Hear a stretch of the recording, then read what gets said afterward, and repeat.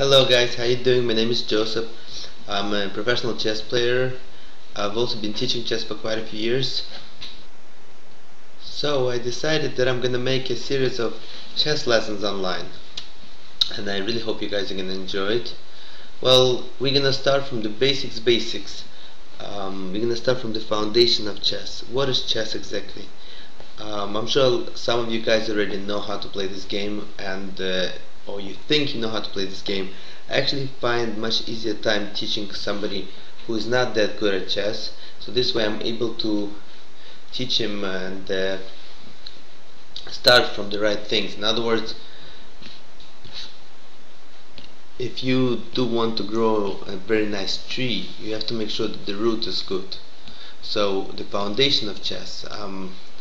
A lot of you guys, I'm sure, playing like let's find a way how to checkmate, let's find a way how to do a quick attack, tactics. All this stuff is maybe important, but that's not how you start learning chess. In order to understand chess, you have to start with basics. You have to have a good foundation. Yeah, that's how we're gonna call it. We're gonna call it foundation. So the foundation of chess is not necessarily checkmating, quick attacks and stuff like that.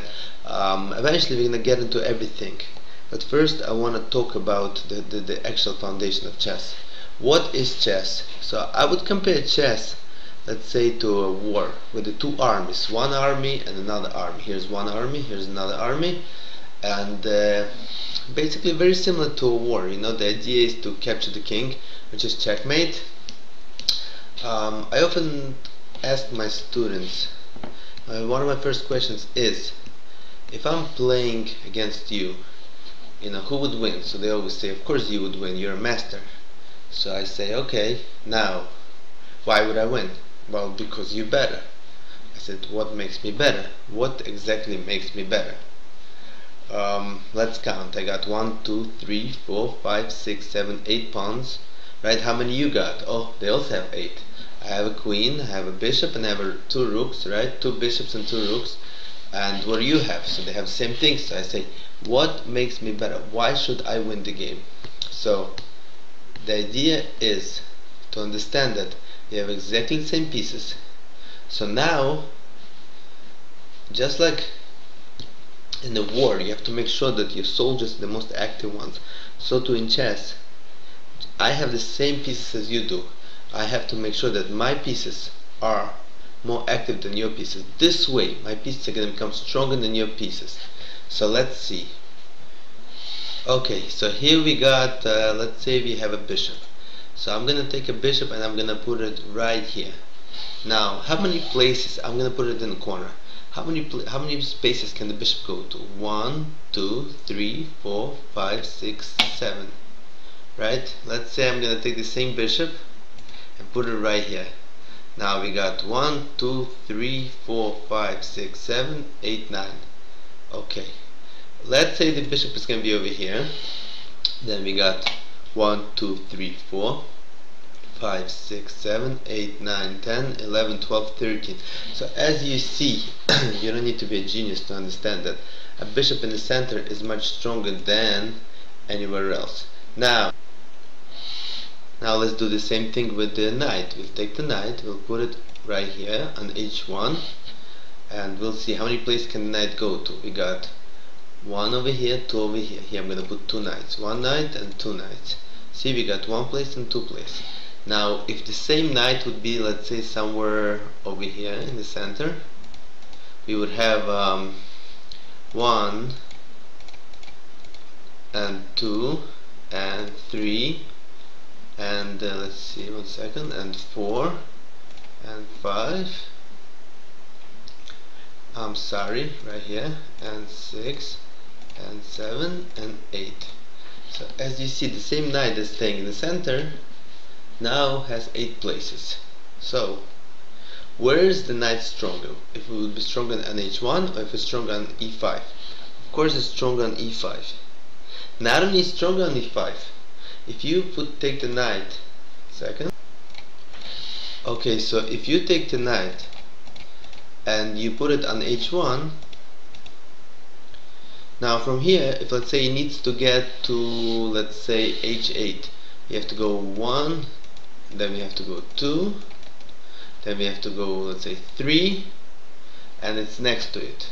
Or if let's say that the same knight from h1 needs to get to a8, we have to go 1, we have to go 2, we have to go 3, we have to go 4. Okay, it doesn't get there, but it's next to it.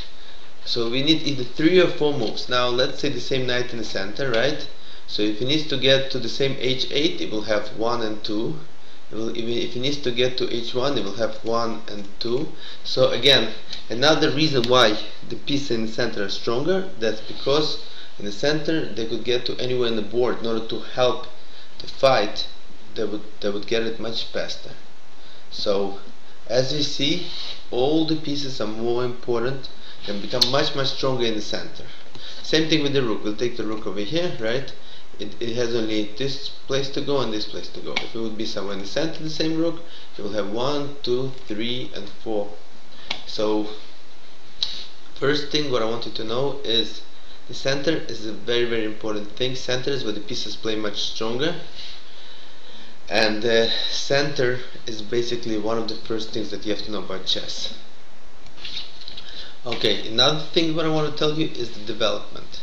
Say white plays d2 to d4, black plays knight to f6, white plays c2 to c4, black plays knight to h5, white plays knight c3, black plays knight f6, white plays knight f3, black plays knight g8, white plays e4, black plays knight f6, white will play e5, knight back to g8, bishop d3, let's say even knight h6, bishop g5, let's say, or bishop f4, whatever it is, doesn't make a difference. Okay, we'll leave the bishop on g5. So what happens over here? Who has better? Well, again, very simple. White has a lot better. Why? Because, like I said, in chess, which is a little similar to like a war, where you got two armies, you know, one army has all the soldiers are playing and ready to go, and then the other army has just one soldier. So of course white has much better. So another thing what I want to tell you is the development. The first thing first, you have to make sure that all your pieces are developed. I'm talking about knights and bishops, and then you got a castle. You don't have to develop your queen right away, even though some people do, but you know, the first thing is you have to make sure that your pawns are developed and your pieces are developed, so you're ready to fight. Okay, fine. So let's see. Okay, so I'm just gonna show you a couple of things. Again, you don't have to do it like this exactly, but I'm just gonna show what the idea of development is. We gotta develop this pawn. We gotta develop this pawn. This is the center. Okay, one of these pawns doesn't have to go all the way to d4 or e4. This pawn, let's say, could be in d3. We gotta develop the knights. We gotta develop the other knight. We gotta develop the bishop. The other bishop. If this pawn in d4, then of course this bishop should be d3 or c4. The idea is that everything should be around the center. Here's the center. The main center is d4, e4, e5, and d5. And all your pieces should be around. Like I told you right away in the beginning, that whenever your pieces are around center, that's where they play the strongest. So the idea is for you to develop. Again, of course, if your opponent happen to have the pawn on b5, you don't just develop the bishop on c4, because then it's just simply going to capture you, obviously. But what you should do is you have to always try to stay in center. So if you cannot put your bishop on c4, so you put it on d3. If you cannot put this bishop on f4 for whatever reason, if you cannot put this bishop on f4, then you can put this bishop on g5. You could put this bishop on e3. But in any case, everything should be like as close to the center as possible. And of course, next thing you gotta do is you gotta castle. And that's basically it for today. I hope you enjoyed this lesson, and I'm gonna keep in touch with you guys. Please follow me, and we're gonna have a lot of great lessons, and I'm sure you guys are all gonna be waiting for the exciting, for the end games, for middle games.